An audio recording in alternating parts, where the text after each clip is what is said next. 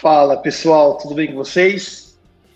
Hoje, nosso primeiro episódio aqui do Design Led Experience. Tem um convidado aqui, cara, maravilhoso. Raoni Kuzma, além de professor, mentor, é um grande amigo, né, Raoni? Tamo E junto. estou muito feliz de ter você aqui no nosso primeiro episódio e falar É de uma coisa honra. boa, né? Trazer bastante conteúdo bacana. E dizer para o pessoal que você ali, a gente já fez, né, algumas gravações com o Deepcast na época do podcast que a gente tinha, né? E foi muito legal, fala a verdade, não foi? Acho que foi fantástico, dá uma saudade. É muito legal. E agora eu tô nessa aventura aqui e você está sendo meu convidado de honra. Então seja muito bem-vindo. Quem está assistindo a gente aí também, muito bem-vindo. Espero que seja um dia, uma noite, um dia, não sei o horário que quem vai assistir, mas seja de muito conteúdo rico para vocês. Só começando aqui a apresentar o Raoni, estrategista da Aurolab. Quem não conhece, coloca aí no Google Aurolab. Mentor especialista da Associação Brasileira de Startups, membro da Forbes, que chique, BLK, é assim que fala? Isso. Forbes Além de Black. professor, de Marketing e Tópicos Avançados de Inovação na Faculdade Oswaldo Cruz e DNA de Marca na Brandster, que também é uma excelente escola aí, que tem tudo sobre brand, identidade, comunicação, enfim, toda a parte de posicionamento de marca. Então, Raoni, seja muito bem-vindo, né? Dê uma boas-vindas aí a todo mundo e fala um pouco sobre você. Claro, primeiro, boa noite, boa tarde, bom dia, boa madrugada, bom Nárnia para quem tá ouvindo a gente. E acho que antes de começar, eu acho que é muito importante registrar aqui o orgulho que eu tenho do Daniel. E eu pude acompanhar essa jornada e essa história linda de ter o primeiro Mac a partir de uma venda de uma vaquinha e hoje está dentro de uma grande empresa. Cara, é uma história muito fantástica e muito inspiradora, então parabéns. Isso é realmente brilhante e precisa ser registrado. Valeu, Gente, meu cara. nome. Obrigado. Tamo junto real. Meu nome é Raoni, eu sou, como o Dani contou, sou estrategista de marca, sou especialista em DNA de marca, onde a Aurolab atua. E, nossa, tô aqui feliz da vida, me sentindo muito honrado por essa primeira conversa, e essa conversa vai ser linda, meu. Tamo junto. Muito bom. Isso aí. Bom, pessoal, primeiro, né, o primeiro tema daqui do nosso bate-papo vai ser sobre experiência. Então, como que a era da experiência vem impactando os negócios e a vida dos usuários, né? Então, a gente vai bater um papo sobre isso. O Raoni, ao longo da sua trajetória aí, já teve a oportunidade de criar muitas experiências, ajudar muitas empresas, inclusive de diversos portes, né, Raoni? Né? E isso, eu acredito que trouxe para você muita bagagem, né? Muita coisa, muita história ali embarcada e também muita coisa boa ali que você pôde contribuir com essas empresas, né? Mas antes disso, eu queria saber como que o design entrou na sua vida, cara. Conta pra gente. Cara, designer pra mim é uma coisa muito maluca, porque eu fui descobrir como ele entrou na minha vida muito depois que ele entrou na minha vida. Primeiro, sei lá, acho que talvez uma herança, assim. Meu pai é designer.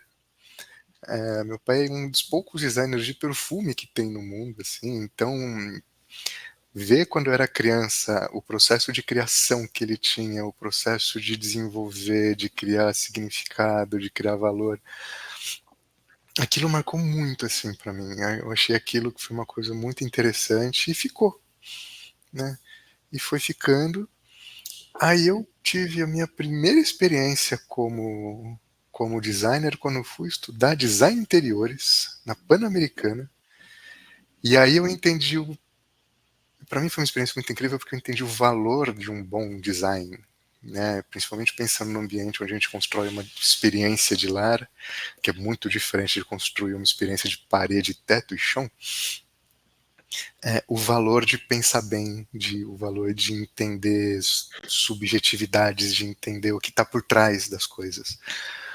Depois eu entrei na arte, onde eu pude aprofundar isso a partir de material, né? Vamos pensar assim, eu era ceramista. Ainda sou ceramista, não praticante, vamos falar assim, Então isso me permite muito trabalhar essa relação de como criar valor, né? Porque eu nunca tive técnica de desenho, né? Então eu sempre fui para um campo mais estratégico.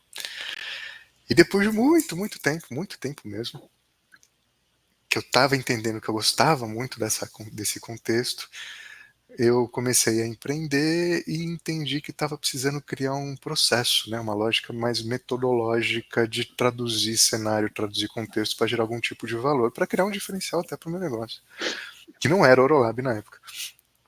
E aí eu fui fazer uma pós-graduação em design estratégico, que é onde eu achei a coisa mais incrível do universo, porque aí eu entendi o que era o design, né? E aí eu fiz uma imersão absurda e foi mais ou menos ali no período que a gente se conheceu, que tinha ali o curso de design de conceito, aí foi, mas tudo partiu desse processo assim de uma herança muito maluca que eu fui descobrir o valor dela muito tempo depois. Que legal, né? E olhando para trás aí você vê, né, como que talvez o seu pai e sua família foi determinante ali para que você seguisse, obviamente, seus passos hoje com a Ouro pro lado, mas acho que foi a faísca ali, né, que foi o bichinho que te picou ali, né? Foi, e é muito louco, porque assim, eu tenho um pai artista, uma mãe financista e um irmão jornalista. E eu busquei muito, né? Foi uma inspiração e eu tenho muito deles hoje em mim, na minha operação, né? Porque a gente tem podcast, a gente se comunica muito, né? Então essa relação das perguntas, de entender, do questionamento, do contexto, que é muito da relação do jornalismo, a gente é gestor, a gente é empreendedor, então né, precisa ter um conhecimento minimamente de gestão e o design que fica na veia, né? Então eu Com posso dizer, eu acho que certeza. um mix da minha família assim muito louco, né, cara? O Raoni, e me fala uma coisa assim, né? Eu acho que ao longo da minha trajetória também de pouco mais aí de 15 anos, né? A gente entende que o design, obviamente, ele muda a vida das pessoas, né? E eu lembro muito de uma frase que o seu pai, inclusive, falou lá na ABC, que tudo foi projetado por um designer. Mesmo que você não se reconheça como designer, mas por um artista, por alguém que pense, né, em como deixar a vida das pessoas melhor, apesar que designer e artista tem uma diferença gigantesca, mas antigamente ninguém falava, né, designer, para aquela pessoa que criava uma solução ou uma inovação, etc. E eu vejo ainda que hoje as pessoas, né, principalmente essas big companies, né, eu vejo que ainda as pessoas não entendem o que é design, né? Eu vejo que boa parte ainda liga muito com estético, ao belo, ao fazer as coisas bonitas ali para uma, vou trazer aqui, né, se for uma apresentação mais bonita, impactante, porque tem que vender, né? Um produto, tem que ter um design bonito, né, porque tem que vender. Então, assim, eu queria trazer um pouco desse contexto aqui, porque quando a gente está falando de design, a gente está falando de projetar, né? De trabalhar a função e a emoção ao mesmo tempo, né? Então, assim, como que você lida com isso no dia a dia, se isso é uma coisa que realmente para você acaba impactando, você precisa explicar, né? Quando você está falando, trazendo a parte de estratégia de marca também, você está desenvolvendo todo um projeto por trás e ali tem design, né? Então, eu queria que você comentasse um pouco sobre essa percepção de mercado. Ainda existe para você?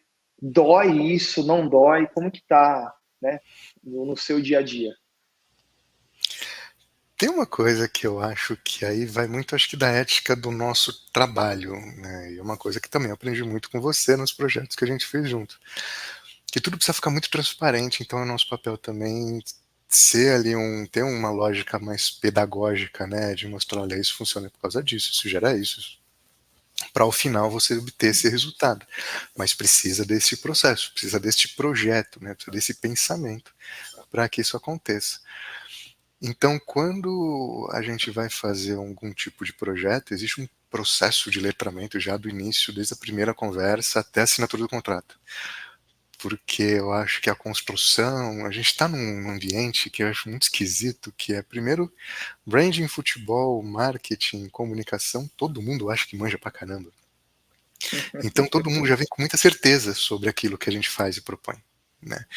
que é desde o tom é legal, o azul bebê é mais legal do que o roxo, independente da estrutura cromática que faz parte da estratégia que você colocou, até a relação de não, a minha proposta de valor é essa. Mas você fala, mas ela é muito abstrata, ela não consegue entregar valor para ninguém a partir dessa abstração.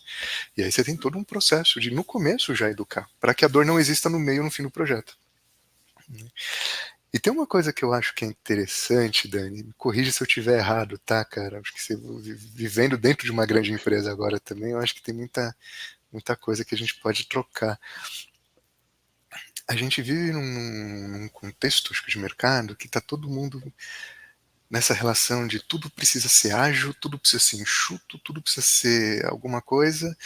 E quando você entrega uma lógica onde, mas para eu chegar nessa vírgula, eu precisei fazer um estudo de 300 slides para poder falar que isso é isso. E a partir disso a gente vai pensar o projeto. Ela, num primeiro momento, ela assusta. Num segundo momento, a pessoa fala, que bom que você fez isso, porque agora eu estou empoderado e entendi que a importância do processo. Então, na Orolab não existe essa dor por causa disso. A gente vai organizando, a gente cria um método muito... A gente está na 69ª versão do nosso método, então assim, é uma coisa já que veio... Né? E a gente sempre faz muita questão de, primeiro, abraçar a complexidade e fazer com que o cliente também abrace a complexidade daquilo que ele está propondo, e com isso, sempre trabalhar e deixar claro o racional que a gente constrói. Então, são apresentações parrudas, assim, o diagnóstico é 300 slides, 400 slides para falar, então, a partir disso, esse é o caminho. Faz sentido? Agora vamos para o próximo caminho. Aí você vai afunilando em pesquisa, vai mostrando racional. Então, a gente deixa nosso cliente muito empoderado para que ele tome a decisão, né, mais adequada. Então, por isso que a gente não tem essa dor. Mas vendo ali, coisa de professor, né? Vendo ali muita relação de casos de estrategistas, de gente da área de marketing, gente da área de branding, que a gente conversa, essa mania de deixar tudo muito enxuto causa exatamente esse problema, porque você abre tanto pano para manga para interpretação que tudo pode.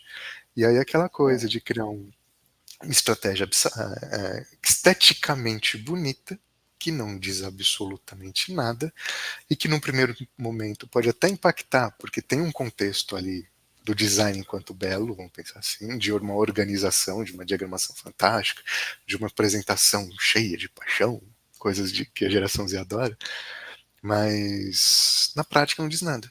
E aí quando o cliente... Aí, que é uma coisa que a gente começou a fazer muito também, gente, tipo, pelo amor de Deus, me faz esse trabalho, ele é lindo, mas não diz nada. Então, tem muito isso, né? Tem muito isso. caramba. Cara, como que isso, trazendo um pouco mais para o lado da experiência, né? Como que a experiência vai impactar um negócio de fato? Porque eu penso muito que a gente está numa era da experiência, tudo é uma experiência, né? E a experiência hoje, até um pouco do meu cargo aqui na Verity, né, que é trabalhar essa experiência em produtos digitais, a gente começa a desenvolver toda uma... Né, a gente tem uma série aqui, um cinturão aqui de utilidades que a gente cria essas experiências para diversos tipos de empresas, e cada um tem uma dor, cada um tem uma necessidade específica, cada um tem um tipo de público que atende, cliente, por aí vai, e todo mundo chega para mim falando, preciso melhorar a minha experiência, né? Então, o que é o tal da experiência no final? A gente entender toda essa jornada, todos os canais, todos os meios, enfim, né? Porque as pessoas vão lá e pegam experiência, ponto, né? Então, eu queria que você comentasse um pouco, né, fazendo esse link aí com o design, né, com toda essa construção, geração de valor, inovação, como que você, de fato, vê a importância da experiência para essas empresas, né, e como que isso gera valor para as pessoas no final do dia? Cara, essa pergunta é muito legal.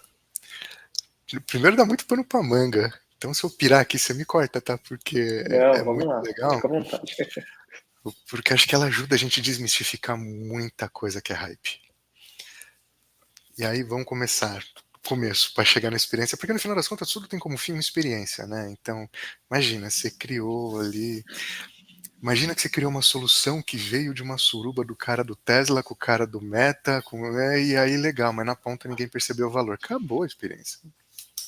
Tanto faz o que você fez ou o que você fez, foi relevante para o teu público, acabou. Ponto final. Próxima página. Então, quando a gente fala nessa relação de construir uma percepção, tudo tem uma lógica tão humanizada que a gente esquece que a gente está lidando com gente. Acho que esse é o primeiro ponto. E aí a gente começa a criar, usar a tecnologia de uma forma muito errada, que é usar ela como muleta e não como ferramenta. Então, se a gente começar a pensar, cara, qual que é o grande desafio da inovação? É saber pensar, porque o resto você compra.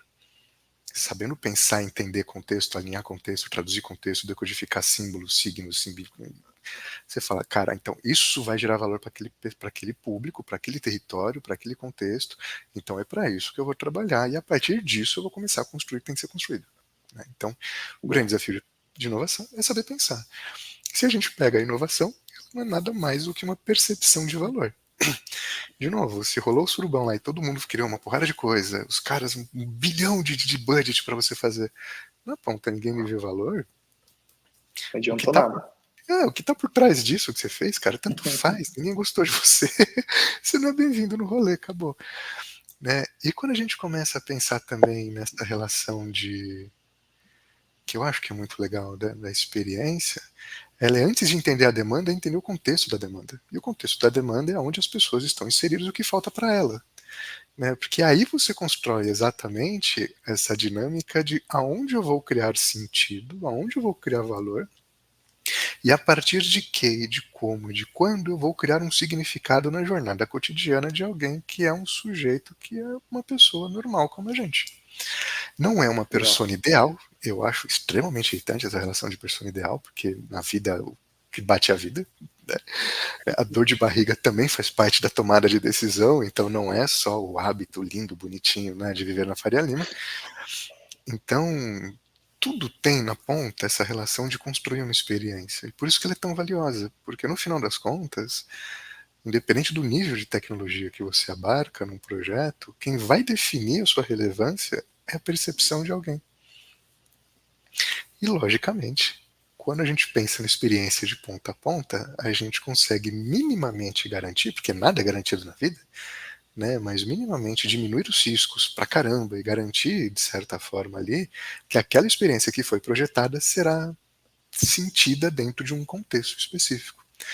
Então, experiência é legal quando a gente entende ela como um diferencial competitivo na ponta. Né, quando a gente tira a aura linda, sabe, que a gente vê os livros falando de experiência, propósito, e bom, blá, blá, blá. E você fala, calma, filho.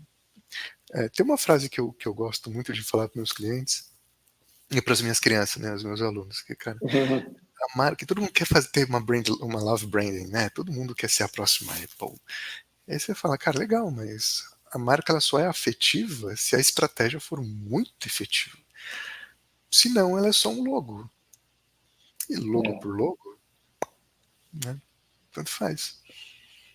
E, Respondi a sua pergunta, que eu fui longe agora. não, respondeu e eu acho que tem tudo a ver com o que a gente trouxe lá do início com o design, né? O design, acho que o grande pilar não, né? A abordagem é você colocar as pessoas no centro. Então, se está fazendo sentido, a gente está resolvendo algum tipo de dor, de fato aquilo está gerando valor e isso vai automaticamente contagiar as pessoas, né? Eu vejo hoje, falando de produto digital, inclusive, tem muita coisa, cara, que já está feito, já está testado, já está, sabe? E as pessoas querem reinventar a roda, né? E aí eu vejo que está todo mundo tentando criar experiências em algo que não precisa de uma experiência, saca? Então eu acho que essas coisas, do ponto de vista de marca, do ponto de vista de produto digital, eu acho que falta um pouco de percepção também, né? Então a gente precisa entender, né, como que essa experiência, primeiro, né, será que uma dor do cliente é realmente uma dor? Né? Será que aquela necessidade foi a gente que criou, ou a empresa que criou para vender mais, ou realmente é uma dor de fato, né? E como que essa experiência ela integra né, com toda essa jornada ali, desde a descoberta até a solução, né? Então, só complementando aqui, eu acho que o design tem esse poder, né, da gente olhar para o ser humano, olhar para contexto e entender que dentro de um Brasil, quantos Brasis não tem, né? Tem, puta, um monte, um monte. Pois é. E dele tem uma história que eu tô contando muito, cara. Eu acho que eu tô ficando velho, eu tô ficando repetitivo, assim. Tá engraçado essa Conta aí, quero. que Muito é bom. assim, acho que pra gente fazer um exercício de futurologia, o futuro é do básico. Vamos pensar assim. Certo. A NASA tava lá tentando criar uma caneta que funcionasse num ambiente sem gravidade, né? Porque a caneta ela funciona quando você joga para baixo, a gravidade puxa, a coisa rola. E os caras investindo, e não conseguia, ia lá milhão. Os caras ficaram tão pé da vida que foram perguntar pros russos. Falou, cara, vocês também estão indo pra Lua, a gente tá disputando, mas troca essa com a gente aqui. Como é que vocês fazem para escrever no espaço, cara? Porque a gente não tá conseguindo. Aí o russo perguntou, mas vocês têm problema? Ele falou, sim, vocês não têm? Não, eu uso lápis. É isso, É sabe? isso, Então, é é isso. tudo. É claro. E aí teve a genialidade de quem fez o É, lápis, que não foi uma coisa simples, foi ultra complexa. Né? é, Imagina alguém que fala, cara, como é que eu vou criar um bagulho de grafite desse tamanho para alguém escrever e fazer isso se virar em escala? Então, assim, a genialidade não está na complexidade da entrega, está na complexidade do processo para a gente fazer uma entrega que seja aplicável ao dia a dia de alguém. é isso aí. Perfeito. E aí a gente começa a criar aquela coisa que eu acho bizarro, desde quando eu estava. Eu acho que marca hoje, tá muito. Experiência, tá muito quando, sei lá, nos anos 60, quando começou a falar de sustentabilidade, que tudo era a gente precisa cuidar do mundo porque a gente precisa deixar um mundo melhor para nossos filhos. Bateu os anos 70, o mesmo discurso. Bateu os anos 80, o mesmo discurso. Bateu os anos 2023, é o mesmo discurso. E É, ninguém tá fazendo porra nenhuma. Então, sabe, criaram o SG para dar uma desculpa, mas no final das contas não resolve absolutamente nada. Então, o que é interessante desse processo? A gente coloca tanto uma narrativa do consumidor no centro, mas a gente não faz a mais para ideia quem que é esse sujeito que está lá. é, E aí a gente tem um baita colapso cognitivo quando acontece alguma coisa e a gente precisa criar vínculo, criar valor ou criar alguma experiência relevante para aquela pessoa de forma específica. E aí bate aquela coisa, não sabemos o que fazer. Ah, reposiciona então, pra gente falar com aquela pessoa. E aí dá-lhe é. investimento. E investimento e a gente está vivendo uma era de hiperpersonalização, né? Então, inteligência artificial bombando aí e a gente tem dificuldade. A gente está começando, está engatinhando agora na questão de IA, né? Pega aí de 5 anos para cá que teve os primeiros, né, ensaios ali que hoje que a gente está usando muito mais o chat GPT, algumas empresas investindo forte, né? Mas de fato a gente está aprendendo a lidar com dados, aprendendo a lidar com essa questão ainda de LGPD, eu vejo que ainda tem muita dificuldade e de fato como que o design ele abraça tudo isso, como a experiência ela abraça tudo isso para entregar para você aí no final do dia algo que seja realmente relevante. Eu lembrei de uma história agora. Na verdade, semana passada eu estava, era umas 7 e pouco da noite, e normalmente eu vou umas 6h30, 7 horas, vou embora e tal. E aí eu fiz um caminho, um outro caminho, em vez de ir para academia, eu fui para casa, por exemplo. E aí eu não sei, né, a inteligência lá do iFood falou: "Oba, tá chegando em casa, que tal uma pizza hoje?" Eu falei, filha da mãe, né? Deu minha Ou cabeça. seja, não, aquela coisa de louco, né? Você fala, caceta, eu nem queria a pizza porque eu ia pra academia. Não fui pra academia, fui pra casa. Então eu não queria uma pizza ali naquele momento. Mas olha só o nível de personalização que tá chegando, que a gente está se acostumando com isso, é uma coisa meio que natural. Subiu o pop-up ali, o push notification. Daniel, você não quer uma pizza? Quero, né? Então isso acaba mudando o nosso hábito de consumo, né? A experiência e essa hiper personalização. E aí, em alguns lugares que eu tô indo, até em meetups e lugares aí que a gente está estudando bastante a questão de experiência, né?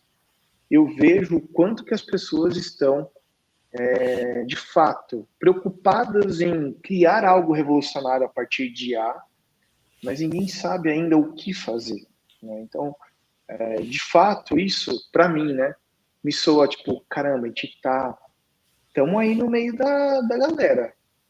Não sei o que vai acontecer, mas estamos indo, e estamos usando, e estamos fazendo acontecer. Então, assim, um pouco de experiência, né? Eu acho que quando a gente está falando bastante de experiência para o consumidor final, como o caso do iFood aí fez comigo, pô, eu vejo valor, né, nessa ação que ele teve ali de personalizar algo para mim e foi assertivo. E no final eu não comprei a pizza, fui comer outra coisa, mas isso tem um poder muito grande para as marcas, cara. Né? Então, eu queria que você comentasse um pouco disso também. E se você tem algum case que você participou, liderou aí na Orolab, que traz um pouco dessa questão de experiência mesmo. Qual é o impacto que causa na vida das pessoas? Claro, meu, acho que tem uma coisa que eu acho muito legal do que você trouxe, que no final das contas a ultra personalização, a outra tecnologia que está por trás disso, foi simplesmente para falar, oi, eu lembrei de você, olha que legal, É verdade. né? Porque você não comprou, mas você viu que estava lá. Então, o grande valor desse processo não é a tecnologia que, que o consumidor entende, ou que o B2B entende no processo, mas é exatamente aquela mensagem que fala, eu lembrei de você, porque você é importante para mim. Ponto, acabou. E aí a gente fortalece muito o que a gente está falando em relação ali à percepção, que no final das contas ninguém está preocupado qual que é o código que você usa. Se você usou tecnologia X, usou o chat GPT para qualquer coisa, tanto faz, eu só quero ser lembrado. Porque eu pago caro É, por experiência, né? A gente paga muito caro. Tudo é muito caro. Então as coisas precisam ter valor e não só preço. E Dani, eu acho que uma coisa muito legal, que eu acho que começa a mostrar como criar experiência é complexo, né? Tanto no digital quanto no offline. Eu acho que os dois são muito complexos, porque os dois complementam em todo momento, né? boa. Nem tudo é só digital e nem tudo, mas tudo pode ser analógico, né? E para determinados tipos de público, um folhetinho, um cartãozinho, né, uma carta faz uma diferença absurda. Então, de novo, a gente precisa entender esse público. Né? Nem todo mundo tem letramento digital para enxergar como é que usa esse negócio. Né? Ah, é só um Boa. pop-up, eu não sei como é que eu permito aqui a notificação. Então, tudo depende de alguém na ponta. Né? Então, isso é muito legal. E teve algumas experiências aqui que a gente teve de casos. Eu acho que o primeiro que foi muito interessante, que quando eu comecei, que você falou a palavra revolucionário, aí me bateu já na lata. A gente tem um caso muito legal aqui de uma gestora de investimento, uma pessoa muito querida. E quando a gente começou a fazer análise de concorrência, das 20 empresas mais ou menos que a gente viu, quando a gente chegava na parte de crédito, que é onde pega, né, as relações de empréstimo e tal, das 12 que a gente analisou, 8 falavam que era revolucionária, que estava revolucionando o setor, Eita. entregando um crédito mais baixo. Quando você faz um teste deste crédito mais baixo, é aquela coisa, você precisa ter tanto lastro, tanta garantia, você precisa colocar tanta coisa para que aquele crédito seja baixo, que o crédito baixo é inviável. Então, assim, olha que coisa louca. Tipo, se você precisar de fato Loucura, né? de 2, 3, 4% só de juros sobre aquele crédito que você vai pegar, você não vai conseguir se você não colocar a tua casa. Você não vai conseguir se você colocar teu carro. Só que se você não tiver uma casa no teu nome e um carro no teu nome, você faz o quê? Morre na praia com seus Não 16% no tem. padrão. É, Não tem. Então você percebe que assim, a experiência não está em construir uma narrativa fofa. Não é só um design bonitinho. É legal, tipo,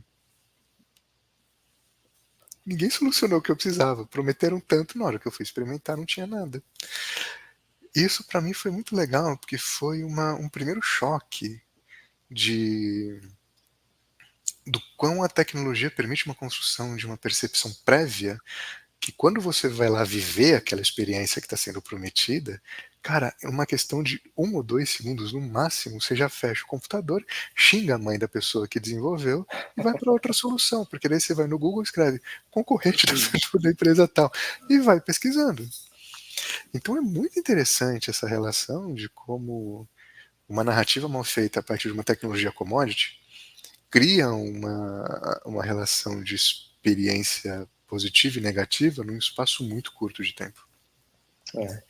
E como que o digital com o offline ele fica o tempo todo se oscilando, né? Trocando o tempo todo, porque muitas vezes a gente consulta no online, a gente precisa ter o offline para, sei lá, enfim, ter alguma experiência. Então, assim, a experiência é o tempo todo híbrida, né?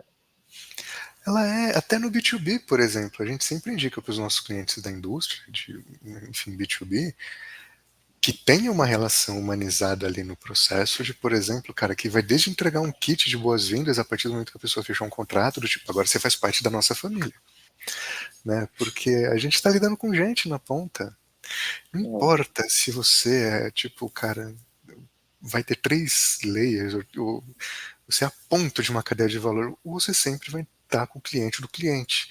A única coisa é que você vai lidar com o cliente do cliente do cliente, do cliente do cliente do cliente, não importa. No final das contas, são sempre pessoas. E o que vai fazer a tomada de decisão acontecer, no B2B, por exemplo, é uma grande mentira que ela é 100% racional, porque ela também tem muito de emocional. Não, Né? E eu tava vendo tem uma pesquisa, acho que do LinkedIn, que foi divertidíssimo, que agora eu uso muito a meu favor isso, que teve uma pesquisa do LinkedIn que apontava que, não lembro o tamanho da amostra, mas é o LinkedIn, então tem uma credibilidade no processo, ele apontou que acho que 60% dos entrevistados têm muito pé atrás com os fornecedores na hora da venda, porque eles apontam que aquele vendedor não entendeu a dor de fato do que ele está querendo de solução.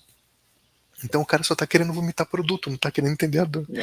Então, até no B2B, que a gente tem esse mito do ultra racional, filho, Não, entende? não sei, exatamente.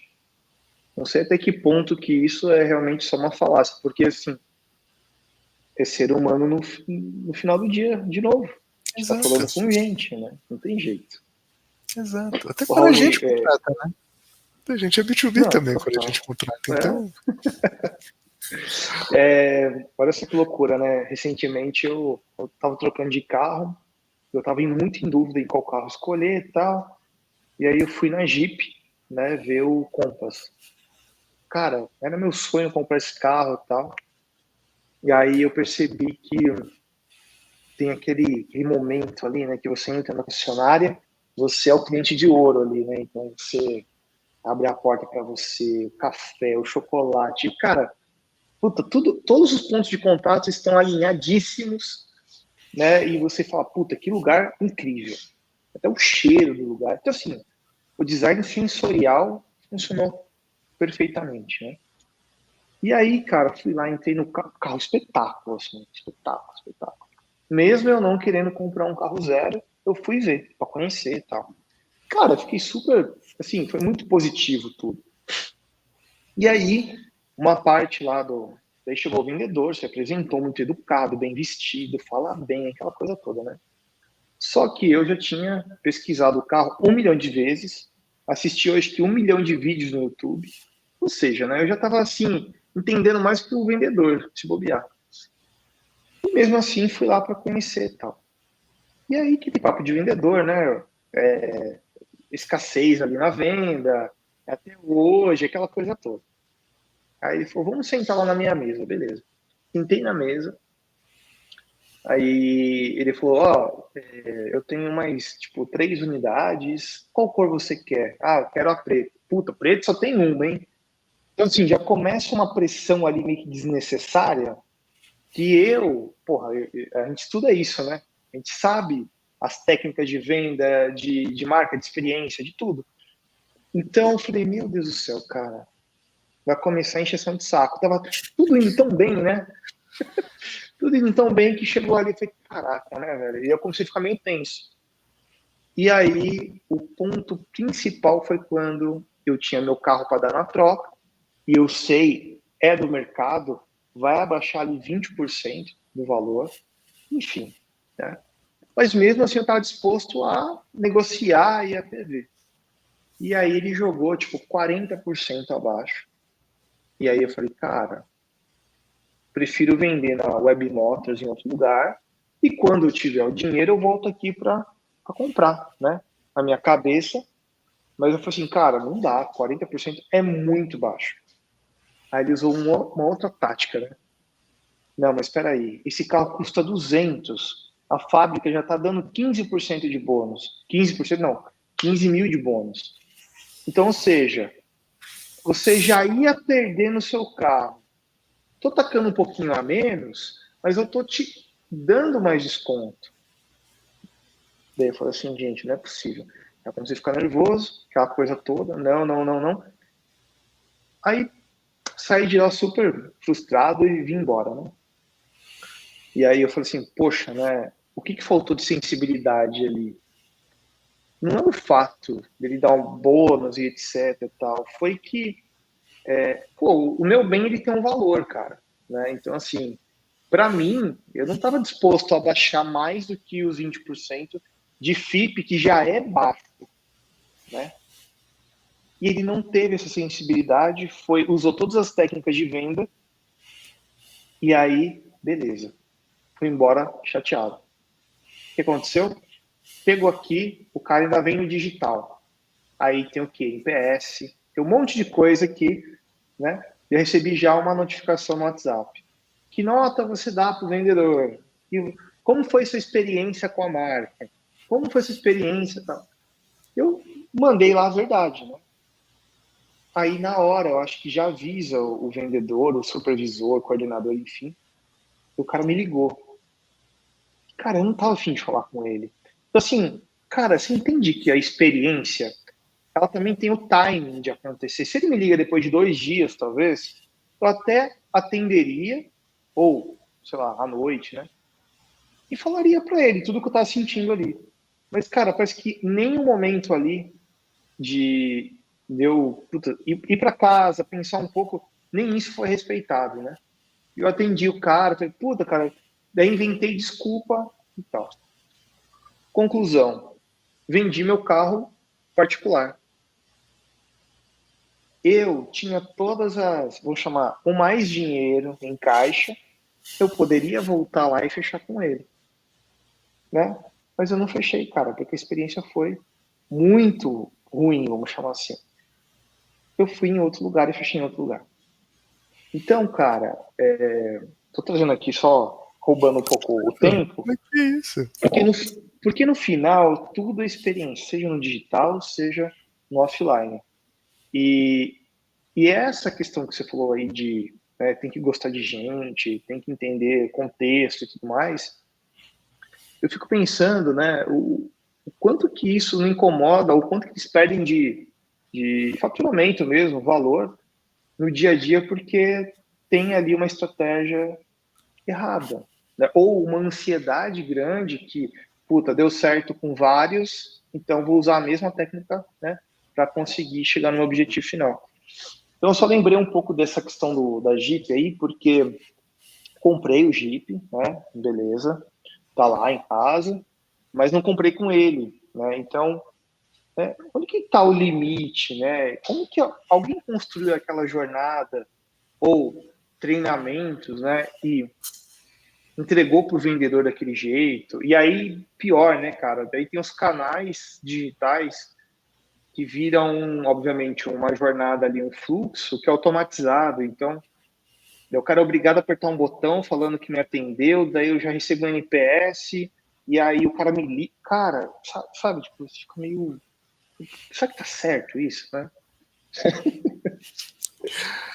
E é isso, cara. No É. final das contas, você vê, tipo, primeiro vamos falar mal dos vendedores pitbull, né? Porque não tem nada mais chato, cara, do que esse vendedor que não, eu vou vender, vendo até a mãe. Cara, não quero, ponto, É. respeito.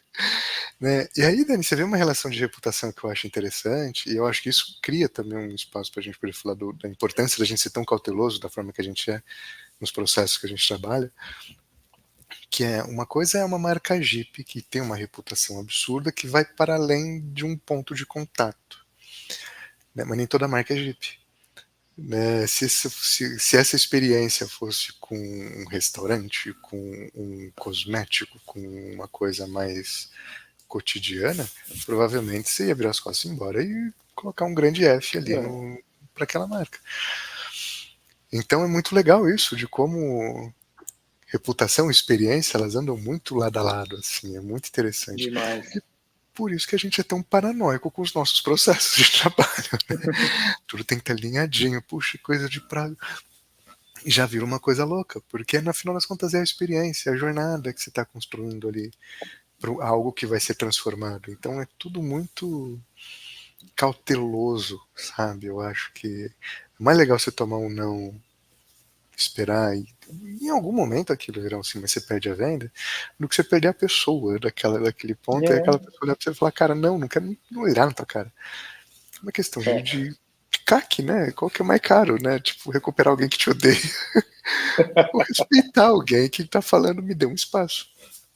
Agora você falou um ponto importante que é vou chamar aqui de avaliação, né? E resultado, de fato. CAC, né? Como que a gente consegue medir, né, uma experiência ou até mesmo toda aquela jornada que você criou, toda aquela experiência que você criou, o que você utiliza hoje para tentar medir, né? Você pesquisa, né? Se tem alguma coisa mais automatizada mesmo, ou se isso é por conta do cliente, né? Porque eu imagino, né, toda estratégia que a gente cria, tudo precisa ser medido para saber se a gente está no caminho certo ou não, né? Muitas vezes a própria empresa fala, eu tenho aqui faturamento, venda e acabou, né? Então, pô, tem mais indicadores aí que a gente pode trazer para o jogo, né? E aí, o que você recomenda ou até mesmo utiliza aí que é interessante? Olha, eu recomendaria muito, acho que uma coisa que também é legal desmistificar, porque é muito difícil medir marca como medir. ROI de marca é muito difícil medir. ROI de comunicação é muito difícil medir.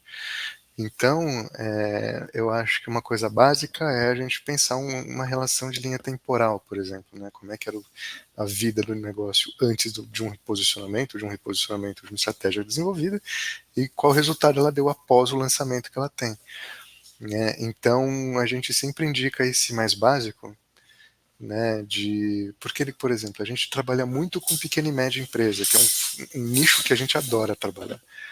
Né? A gente tem grandes projetos, isso a gente tem também, mas o nosso foco de prospecção ativa está sempre nesse universo de pequenas e médias.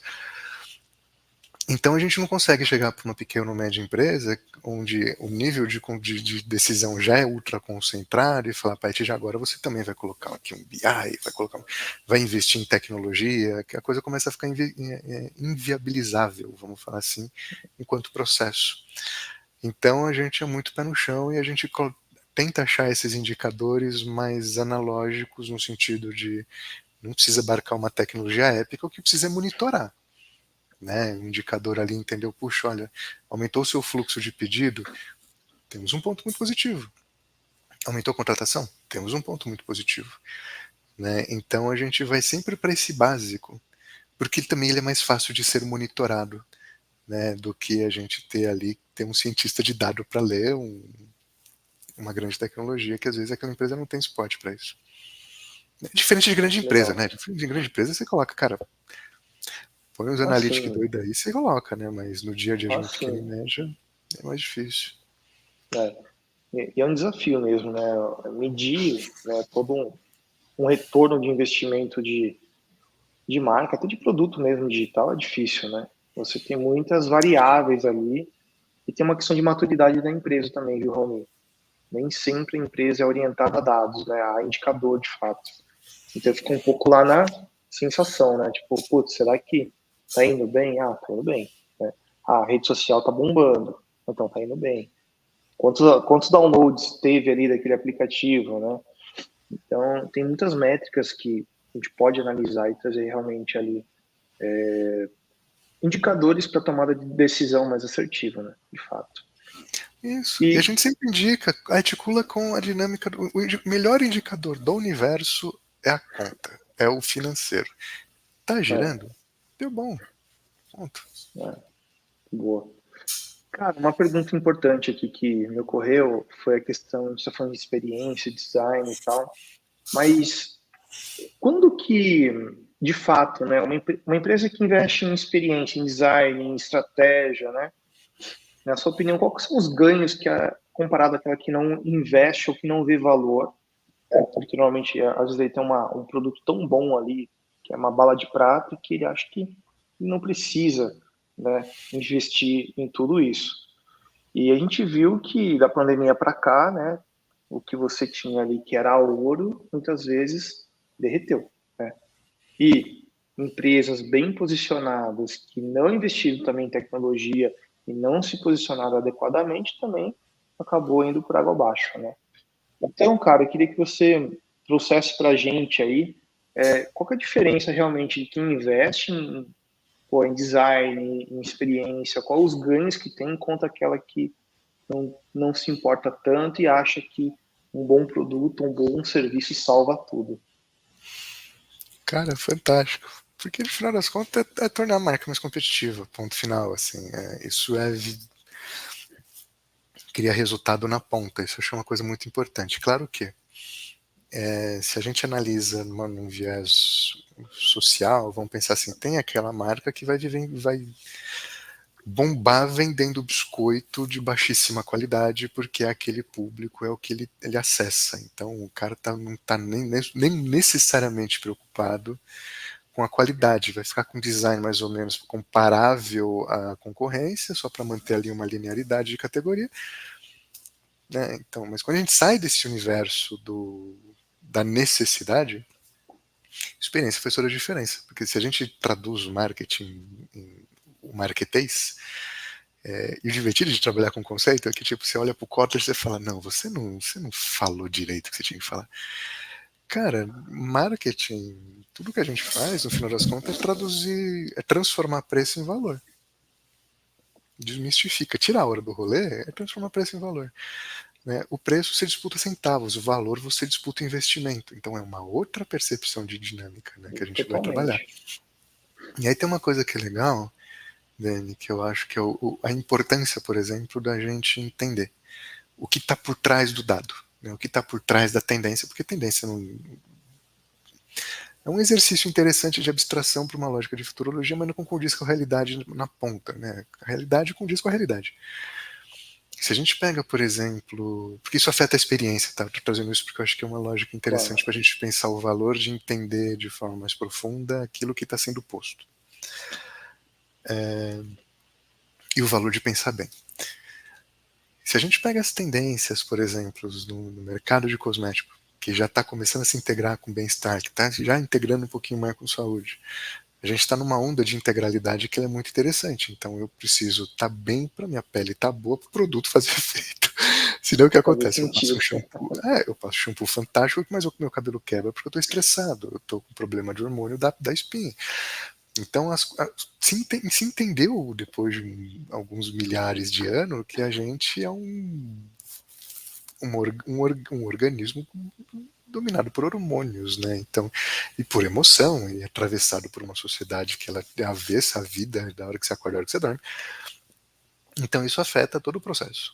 Né? Então, está existindo um movimento sobre a integralidade, onde eu preciso ter um ritual de autocuidado que integre a relação da beleza, da saúde e do bem-estar no mesmo ritual, vamos colocar assim. E aí, onde está o lance da experiência quando a gente fala que a gente aprender a pensar bem, não é simplesmente ler reporte.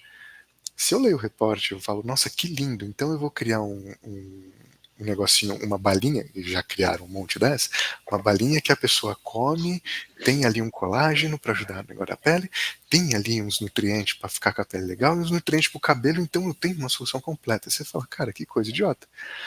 Porque por que a gente está buscando essa integralidade? Porque a gente está doente, não é porque a gente quer ficar mais bonito. E É, aí a experiência da entrega para quem está doente é diferente para quem está a fim de manter algo. A prevenção é uma experiência, para cura é uma outra experiência. para um ritual de autoconhecimento, é outra experiência. Então, cada coisa vai determinar o tipo de experiência que a gente vai propor. Só que se eu não entender a ponta e o que está por trás daquilo que está sendo apresentado, eu vou ficar entregando balinha que eu vou colocar que vai resolver a vida de um ritual de cosmético que não resolve nada. Porque se eu não estou bem, o negócio não absorve. Se não absorve, tanto faz o que eu comi ou deixei de comer. Então, essas relações de compreender o que está por trás que é muito legal e que vai fazer com que a experiência ela não seja só legal, mas ela se torne competitiva. Porque se eu entrego alguma coisa... Marca trabalha com o que falta. Ponto. Independente do termo que a gente use, da semântica.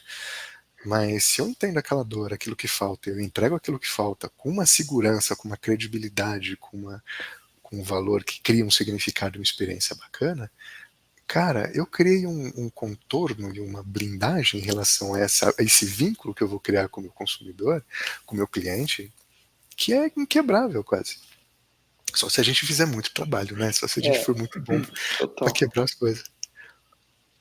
Mas assim, comparado a quem investe em experiência, né, quem investe em design, comparado com uma empresa que não investe, né, quais são os ganhos que você acha que essa empresa vai ter comparado a essa que não investe em nada? Porque foi o que eu trouxe um pouco, vou pegar o mercado de seguros principalmente, né? Uhum. Tem alguns mercados bem tradicionais, banco e tal, que, pô, cara, né, nunca precisou investir muito em design, em experiência. É aquilo lá, ponto, acabou. O B2B também tem um pouco disso, né? Aí vem o outro começando a fazer diferente. Vem os Nubank da vida aí fazendo coisa diferente. Vem empresas que começam a tirar, né, investir em uma experiência que começa até a impactar os jovens, né, e as gerações mais novas aí. Daí começa a vir aquele, né, efeito manada, fala, caramba, eu preciso disso. Né? E eu queria entender, assim, como que você vê, né, tudo isso acontecendo, porque quando essa empresa que não investe fala, puta, preciso investir, já é tarde, sabe? Então, só conta pra gente um pouco disso, o que você pensa sobre isso? Não, e desculpa, porque eu fui para um lado e eu não respondi a pergunta que você tinha feito anteriormente, desculpa. Não, É diferencial competitivo. Sendo prático, se cria diferenciação. Tem uns dados legais, eu acho que é do CX Trend, se eu não me engano. Não lembro os dados exatos, tá? Mas se a gente fazer um compiladão ali, a média de como a experiência afeta a tomada de decisão de uma forma positiva a partir de uma experiência vivida é muito mais de 70%. Se a gente pegar os dados assim, a gente compilar.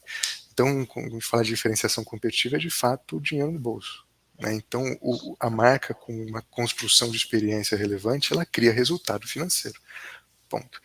Essa experiência relevante, quando mantida, cria reputação, que por sua vez facilita a tomada de decisão, que cria resultado financeiro. Então, no mundo onde a coisa gira a partir disso, experiência é um pilar que não tem como não investir, né? Ou não nascer, ou não construir uma vocação em relação a isso. Cara. E realmente, né, quando a gente fala de design e experiência, a gente tá falando de todas as camadas, né? Desde o mundo lá Disney, que é o ápice da experiência, que todo mundo pensa nisso, até numa experiência de transação mesmo, que gera uma facilidade maior ali, um ganho de tempo, né? Então, tem coisas que a experiência não é aquela coisa grandiosa Disney, né? Várias etapas coordenadas. Às vezes pode ser uma facilidade a mais no meio de pagamento. Pode ser uma rapidez a mais ali para pedir um prato de comida, né? Pode ser tanta coisa. Tem uma... Desculpa, eu te cortei. Não. É que eu ia trazer um dado aqui para você. Eu estava até pegando vontade, aqui uma informação. Olha só que loucura, né, cara? Se você pegar lá o Nike, o Air Jordan, né? Em 85, quando eles lançaram o primeiro tênis, eles tinham o objetivo de levantar 3 milhões de dólares. Mas o design foi tão icônico, o Jordan ele era tão, né, foda lá, que eles venderam 126 milhões em um único ano. De 3, 126. E aí, fala que 2023, ano passado, foi um ano incrível pro Michael Jordan, porque a marca, né, ela, ele embolsou pessoalmente cerca de 330 milhões de dólares, 1,6 bilhão, né, só de royalties, de venda de Muita produtos grana, que cara. que ele construiu lá em 85, entendeu? Então, assim, quando você fala assim de dado mesmo, assim, né? Design mexe com o ponteiro. Porque se você fizesse um tênis igual ao que todo mundo tinha, e não linkar isso a um esportista, né? Uma pessoa assim que na época estava bombando, né? Então, assim, tem essa percepção de mercado. E também, até um outro aqui que eu trouxe, né? Que é a Chili Beans, né? Então, a Chili Beans, o que ela começou a fazer? Trazer óculos, né, fabricar óculos que é para todo mundo, né, mas respeitando a sua personalidade. Então eles começaram a criar campanhas de desconstrução mesmo, né? Aquela coisa um pouco mais tendência de fato. E ó, a marca ela pretende atingir 3,6 bilhão de faturamento em 2028, daqui praticamente 4 anos, né? E aí ela quer se consolidar como a maior marca de óculos da América Latina. Aí, qual que é o ponto que eu fui estudar aqui, né? Eles fazem co-brand com a Loki, Lenny Kravitz, com o Erkovic, enfim, com várias personalidades, porque o óculos, no final, é um óculos personalizado, mas a estrutura dele, a lente, não tem lá grandes inovações, invenções, nada. Mas a pessoa fala, pô, é o óculos do Alok, então eu vou comprar aquele óculos.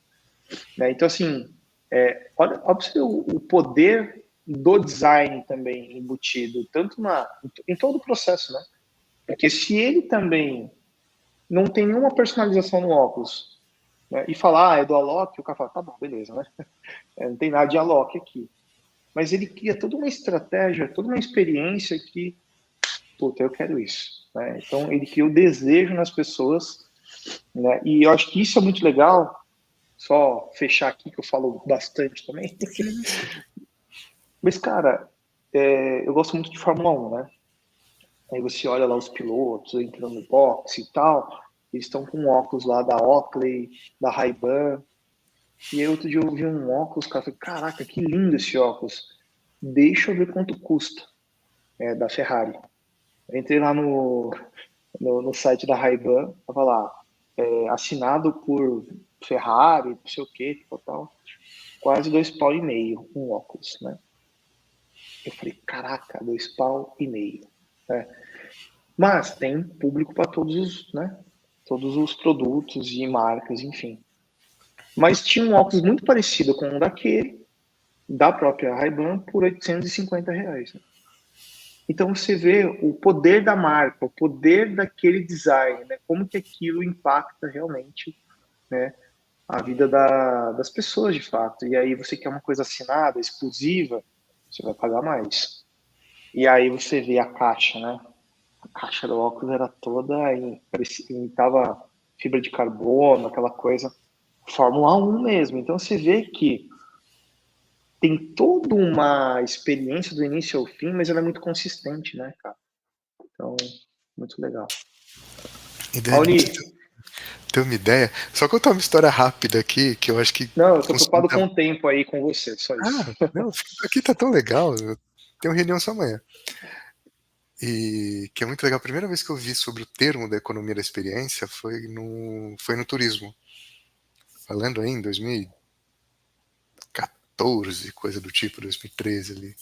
Não, 2014, 2015. E eles mostravam, principalmente na dinâmica do turismo, o resultado do desenvolvimento territorial e assim da prosperidade da população, porque eles mapearam como o turista entra, o que precisava ser de aprimorado para construir uma experiência de hotelaria legal, um centro gastronômico estruturado, a, a capacitação da população para melhor atender aquele negócio, porque são pequenos municípios que vivem de turismo. E os casos desse contexto era, olha a cidade antes e olha a cidade depois. né? O nível de transformação era tão potente, e aí no final das contas, o que era a coisa mais genial do mundo? Simplesmente se entendeu a vocação da cidade, se construiu uma estratégia para fazer isso se tornar uma experiência e se capacitou a cidade para que ela suportasse essa experiência. A partir disso, o antes e depois era gritante. Muito Então, legal. acho que essa história é legal porque ela mostra que não é só o produto, né, ou o serviço, como a gente está habitualmente falando em estratégia de marca, coisa do tipo. Cara, ela cria uma transformação real na vida de muita gente em toda a sua cadeia de produção, toda a sua cadeia de valor, né? Muito legal. Muito bom, meu caro. Indo já para o fim aqui, eu queria saber de você, né, como que você se faz para manter atualizado, porque a gente é bombardeado de informação o tempo todo, né? E eu queria que você desse algumas dicas aí para quem está ouvindo a gente, está vendo a gente aí, né? O que você faz no seu dia a dia que dá muito certo do ponto de vista de projeto, de criar uma experiência bacana para os seus clientes, né? E como que uma pessoa ela pode se, eu brinco, né? Não é todo mundo que é criativo, né? Mas se você tiver muito repertório, boa vontade e curiosidade, já está mais do que meio caminho andado, né? Então, assim, que dica você pode dar também para que as pessoas, né, estejam sempre motivadas aí a tentar descobrir o novo e, né, trazer essa questão da inspiração para o dia a dia delas, de fato. Ai, que legal, meu. Eu acho que a primeira coisa é minimamente a pessoa se conhecer para ela poder se bancar, né? Porque eu acho que quando a gente pensa em estratégia, processo, jornada, experiência, coisas do tipo, não necessariamente a gente tem todo o repertório do mundo para entregar um projeto como a gente está acostumado naquilo que já é costumeiro do nosso projeto, né, do nosso dia a dia. Então acho que essa relação de você vai ficar louco, você vai ficar angustiado, você vai ficar pirado, mas tudo bem, faz parte de um processo de aprendizado.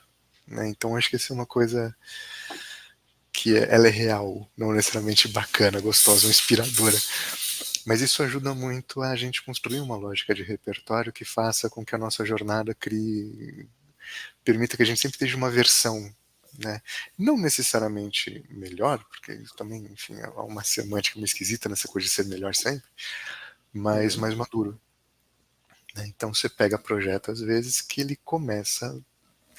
Você faz tudo para começar assim, mas alguma coisa acontece que ele vai desviando, aí você vai aprendendo a lidar com o processo. Então essa relação é muito importante, né, de risco. Né? Vai construindo. Cara, em relação a me tornar atualizado, atualização e dicas de livro, de repertório, eu sempre indico para quem trabalha com marketing não ficar tão bitolado no marketing. Na inovação, não ficar bitolado na inovação, porque você vai aprender no dia a dia. Vai aprender de gente. Então, um livro que eu adoro indicar, vai ler Jung, vai ler Roberto Gambini, vai ler, né, Darcy Ribeiro, que vão trazer uma perspectiva de gente que é diferente da perspectiva do Human-Centered Design, que é persona. Por mais que você fala, não, mas é aquela, cara, é uma pessoa distante que você não faz ideia do que está acontecendo. Você vai fazer um processo lindo? Vai fazer um processo lindo para alguém que você não conhece. Ah, mas conhecemos, fizemos imersão, parabéns, você ficou um dia do lado da pessoa. Que legal, que lindo. Então vai entender de gente, assim, sabe? Porque isso afeta na dinâmica que você cria estratégia. E a lógica de ficar sempre atualizado, que é uma coisa que para mim é fantástico, é ferramentas que nem essa daqui. É ter podcast, é ter conversa, é ter evento, é ter seminário. Tem uma plataforma chamada Beleza Antirracista que me permite estar atualizado absolutamente com tudo que está relacionado à beleza negra, não porque eu sei, mas porque as pessoas vão me trazendo nas conversas de coisas mais sensíveis, coisas de experiência. E aí você vai construindo um contexto onde aquilo já é uma pesquisa. O DIP foi muito isso, né? Se a gente olhar episódio 1 ao 50, se não me engano, cara, tem uma pesquisa sobre design e inovação ali extremamente pronta. Né? Então a troca ela é sempre fantástica. Muito bom, cara. Sempre bom te ouvir. Eu falei, você é professor, é o mestre, né? Então, assim, fico muito feliz porque é sempre uma oportunidade da gente aprender, né, um com o outro e de fato levar conteúdo bom, cara, porque a gente tem muitas histórias que a gente vive e muitos cases que precisam ser contados, né? E no final, às vezes, a gente fica guardando pra gente, né? A gente pode estar impactando outras pessoas obviamente, aí elevando, né? Por que não essa troca e esse compartilhamento de conhecimento para que todo mundo possa aprender um pouco também, né? Acho que isso que é legal. Então, Perfeito. Raoni, quer deixar alguma mensagem final para a gente encerrar o nosso bate-papo? Ah, eu adoro deixar mensagem final. Eu acho tão legal. Então vai. Gente, eu acho o seguinte, eu acho que, principalmente no nosso contexto de branding, tecnologia, de inovação, design, cara, fazer o excelente arroz com feijão é de uma diferenciação, é de uma singularidade tão incrível que a gente precisa fazer o vanguardismo do básico. Isso é uma coisa que eu acho e eu insisto tanto, porque a gente quer tornar tudo tão enxuto, tudo tão no hype, tudo tão. E a gente esquece que no final das contas a gente vai criar uma experiência. E essa experiência precisa ser positiva e ela precisa ser sólida, para ela não ser volátil, né? Do tipo, legal, mas eu já esqueci aquilo que era. Então abracem a complexidade ela tá aí para ser usada, pensar bem é importante, dá trabalho, mas é importante. E se manter minimamente íntegro, porque tudo isso é muito complexo, tudo atravessa a gente de uma forma muito maluca. Então a gente precisa minimamente estar pronto para lidar com o que os nossos desafios de estrategista coloca na mão. E a gente sempre vai aprender. Se a gente achar que a gente está pronto, a gente está lascado. A gente sempre está lá aprendendo, com muita competência, com muita maturidade, e a gente sabe, a gente entrega de uma forma excelente, né? Sempre entregamos, né? O legal da gente trabalhar junto é que a gente sabe os nossos métodos, é muito legal isso. Mas o saber lidar com a volatilidade do dia a dia, né? Então, saber pensar bem e humanizar o processo faz toda a diferença. Muito bom. Isso aí, Raoni. Se alguém quiser te seguir aí nas redes, saber um pouco mais da Aurolab, como que o pessoal te encontra aí?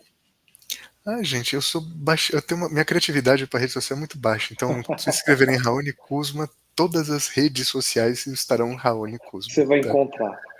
É facílimo de me encontrar. É mega proprietário o seu nome, né? E aí fica fácil, você coloca o @Raoni Kuzma e é isso. E na Boa. Aurolab é www.aurolab.com.br também, não tem muito segredo. Muito E legal. sou amigo do Daniel, então achando ele, me acha, me achando, acha ele, Ixi, então tá tudo em não casa. posso ficar devendo para ninguém, então, hein? Eu vou atrás de você aí, cara. E, pessoal, antes da gente encerrar aqui, eu queria colocar aqui na tela. A gente tem aqui nossa comunidade, que é o Design Led Experience, é um grupo do WhatsApp.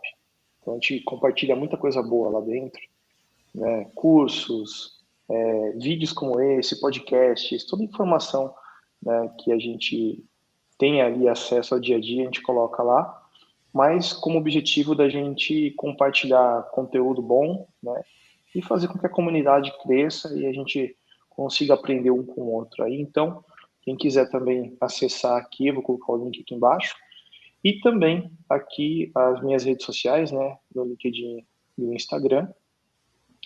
E eu queria, só voltando aqui, né, agradecer muito o Raoni pelo bate-papo de hoje.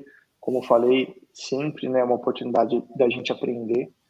E espero aí que muito, né, do que a gente trouxe hoje aqui de conteúdo inspire aí as pessoas, né, e tragam insights valiosos, grandes ideias ali para mudar, nem que seja um pouquinho, né, 1% ali ao dia do dia a dia dela, né? Acho que isso já valeu de monte, assim. Então, cara, só agradecer mesmo. E vamos ter mais papos aí, né? Mas Com com certeza. certeza. E Dani, eu E queria, esse é só o primeiro. o primeiro de vários, eu queria te agradecer imensamente, te desejar aí um caminho muito longo que você possa inspirar sempre cada vez mais e registrar mais uma vez o orgulho que eu tenho de você, porque eu acompanhei toda essa jornada, então eu posso dizer a pessoa brilhante que você é. Então, parabéns e muito obrigado também.